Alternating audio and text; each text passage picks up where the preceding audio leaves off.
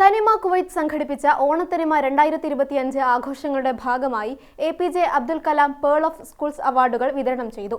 പഠന മികവിനൊപ്പം പാഠ്യേതര പാഠ്യമേഖലകളിലെ സമഗ്ര നേട്ടങ്ങൾ കാഴ്ചവെച്ച 24 വിദ്യാർത്ഥികളെയാണ് ഈ വർഷം ആദരിച്ചത്. കുവൈത്തിലെ 60,000-ലധികം വിദ്യാർത്ഥികളെ ഉൾപ്പെടുത്തി നടത്തിയ വിലയിരുത്തലിനൊടുവിലാണ് അവാർഡ് ജേതാക്കളെ തിരഞ്ഞെടുത്തത്. പരിപാടിയിൽ ഓണത്തനിമ കൺവീനർ ബിനിൽ സ്കാരിയ അധ്യക്ഷത വഹിച്ചു.